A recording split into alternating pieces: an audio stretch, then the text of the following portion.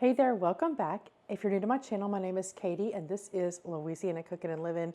And a few days ago, I canned up some marinara / spaghetti sauce with you guys, and I could not fit it all. I did not have enough jars, quart-sized jars, to put all of my sauce in the canner. So I put 2 quarts of it in the fridge, and I thought today I would make up a bunch of meatballs. We'll have some with that marinara sauce tonight, and then I'll have some for freezer prep to go in the freezer for convenience, quick, pull it out and throw it in the pan kind of meal. So we are going to be doing half ground beef and half ground pork with these meatballs. The ones I'm going to make tonight are going to be some giant, big old meatballs, and we're going to stuff those with some mozzarella. The ones I'll put in the freezer, I'll just do like a regular size meatball. You can do whatever size you want. Very versatile recipe. And I do have my oven already preheating up on 400 degrees because I want these to go in and brown up nicely. I'm going to be browning them in the oven because I'm making so many of these. I don't want to do it on the stovetop. So we're going to go ahead and get started, and I have a trick to make your meatball super tender. And let's just go ahead and get started.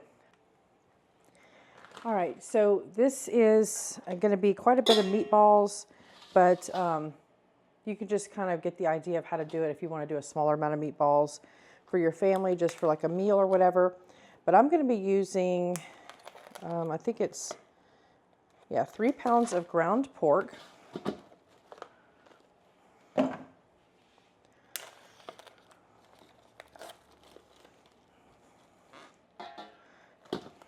If you want to do a third ground pork, a third ground beef, and a third ground veal, you can do that also.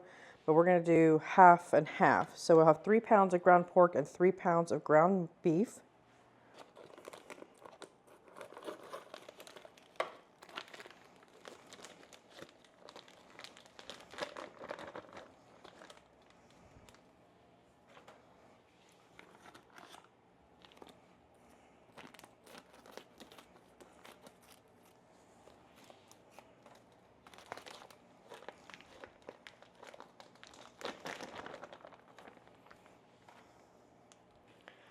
To our meat, I'm going to be adding 3 eggs. I'm not adding breadcrumbs, but if you wanted to add breadcrumbs to this, you certainly could.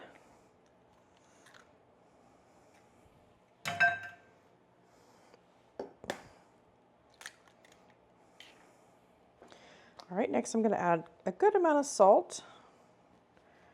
Once you can't taste this before it gets cooked. And can't add flavor once it is cooked. I mean, you can, but not into the meat. I'm going to add quite a bit of garlic because we love garlic. So I have this garlic that I have chopped and frozen. Add about that much. I'm going to say that's quite a bit. That's probably a third of a cup chopped garlic. All right, while I was putting that garlic away, I thought about, I have some shredded zucchini in my freezer. I'm gonna add some of that to this. Just break off some of this and hopefully it'll thaw.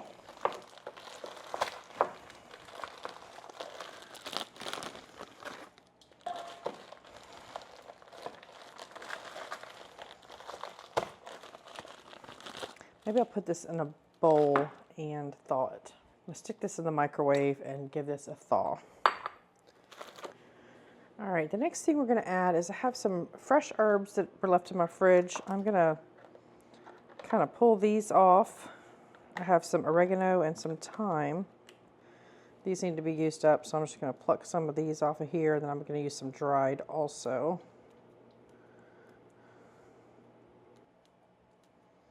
And then I'm going to add some of this to my sauce. All right, I drained some of that excess water off of this from being in the freezer, and it's mostly thawed up, so I'm going to go ahead and put this in here.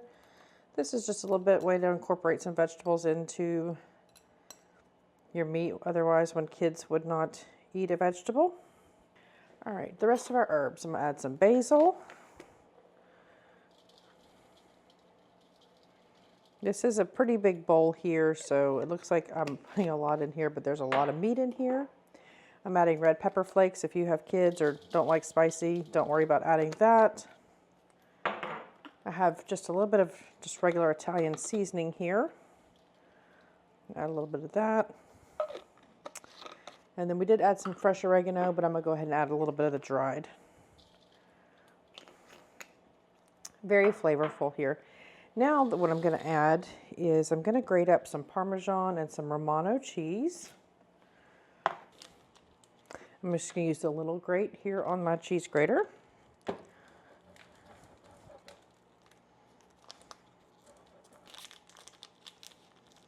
I'm going to say I'm going to do about 3 ounces of each of these cheese here.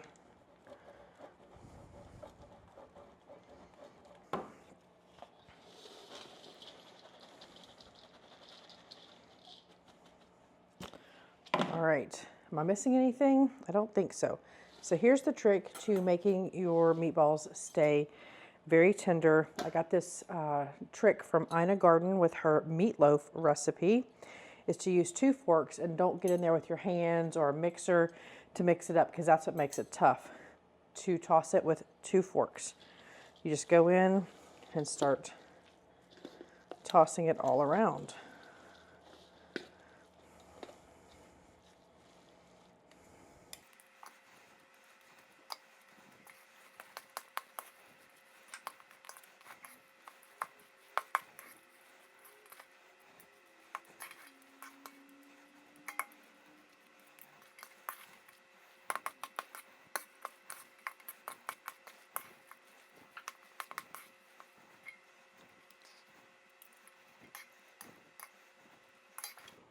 All right, I'm going to use one of these jar lid openers to keep my bowl from sliding around.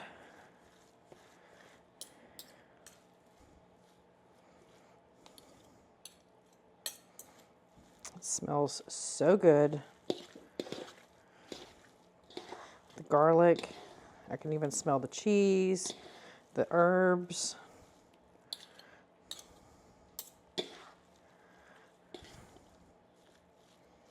Just make sure, just go through and it's all incorporated. The meats are combined. All your seasonings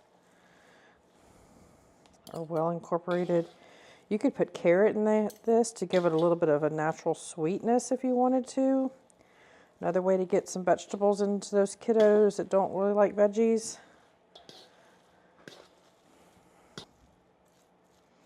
You could even put your shredded vegetables into your sauces. Most kids like spaghetti and meatballs, so it's a good way to get those veggies in there. All right, I think we are good and incorporated. I'm gonna get my cookie scoop. Well, I'm gonna do my big meatballs first, and then I'm gonna do my cookie scoop for my little ones.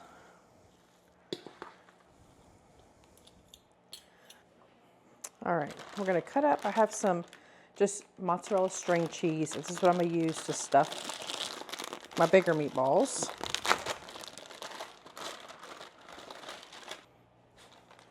I'm gonna crumple up my parchment paper. And that'll be for 2 reasons. Let me move my bowl over.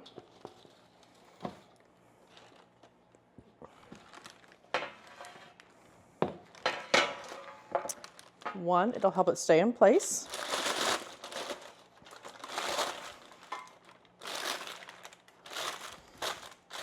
Two is all these little ridges and stuff will kind of keep my meatballs elevated and not sitting so much in the grease, and hopefully let them get a little bit crispier on the bottom. All right, I'm gonna cut these into, I guess, thirds.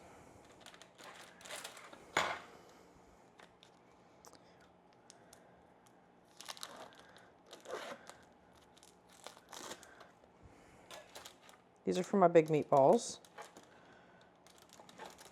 I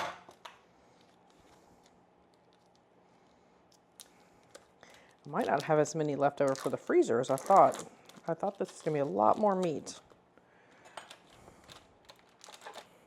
I also thought I had gloves to be able to do this, and I don't. So hands are nice and clean. I'm gonna get a good helping of meat here. We'll put our cheese down in here and kind of form our ball around it. So that's a good sized meatball right there.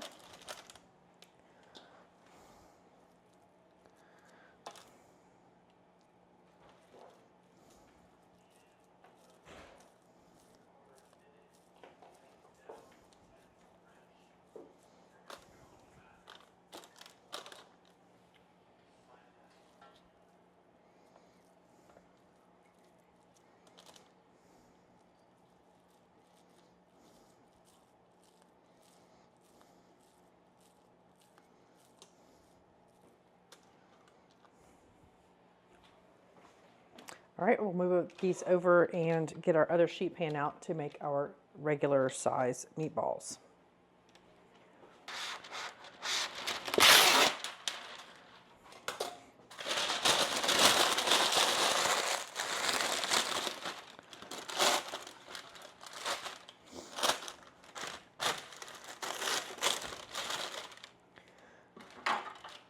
All right, I have 2 cookie scoops here. I'm trying to decide.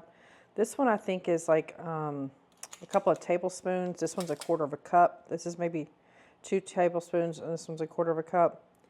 I'm trying to decide on what size I want to make.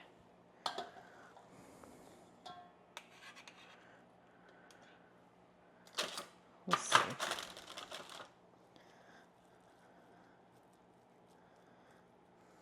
That looks like a good size. All right, I'm going to use this scooper. I know it won't get as many meatballs, but you also won't eat as many meatballs because they're bigger.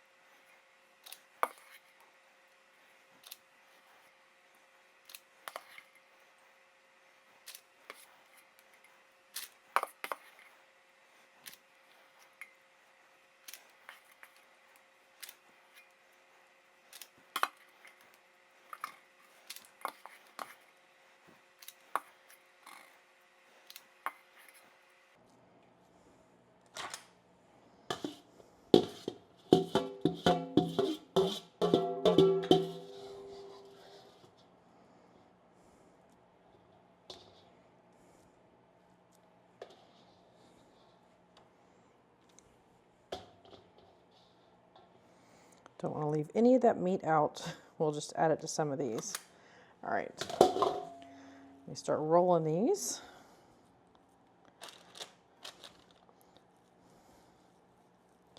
I just leave a little bit of space between just to make sure every side gets a chance to brown up pretty good. But once you throw these in a sauce, nobody's going to tell if they're really browned. The browning just gives it a little bit of depth of flavor.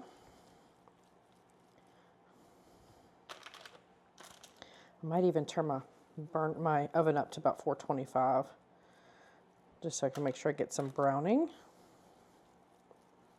Also, another tip, if you don't want to dry these out in the oven, if you want to just put them in a really high temperature, get them nice and browned, and then finish them off in your sauce, and that way they'll absorb all the flavors of the sauce. The flavors from the meatballs will go into the sauce.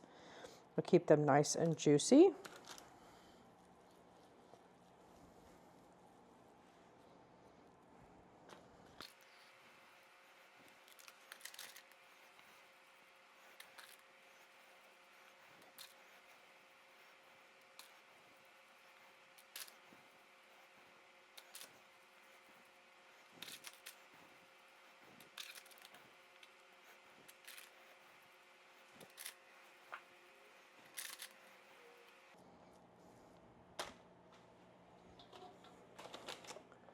All right, let's get these in the oven.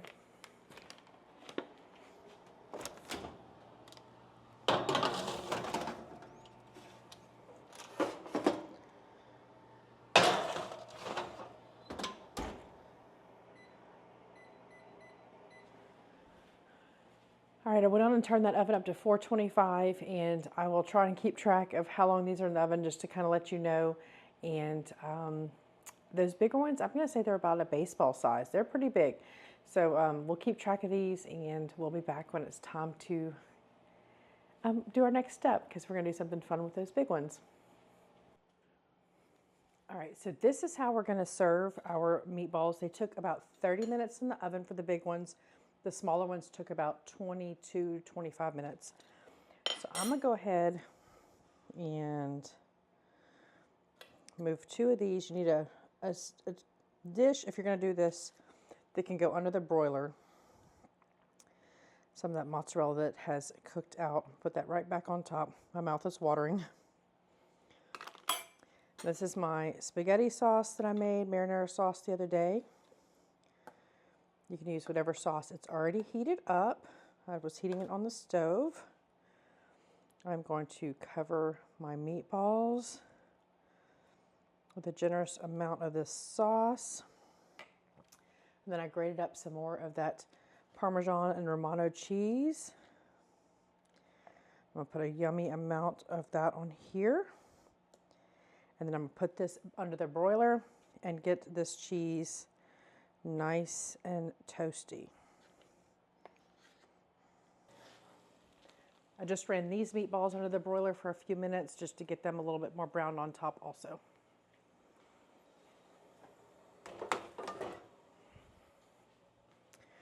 All right, let's get this under that broiler.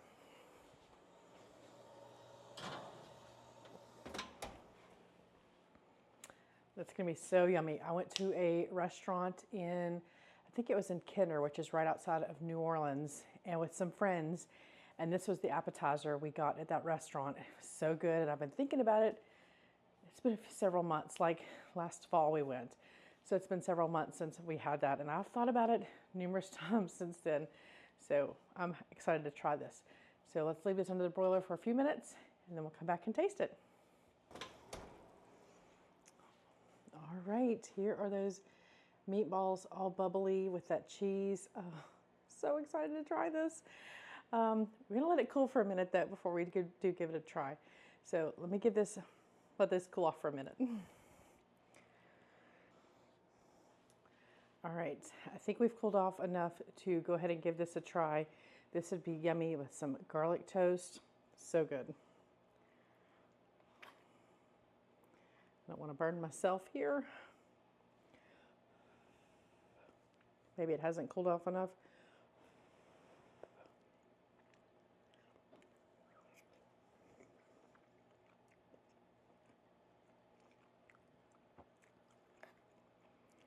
Those meatballs are so tender, so yummy. Give this another taste.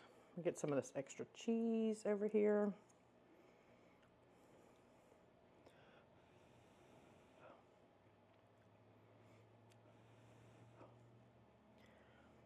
Afraid I'm gonna burn myself.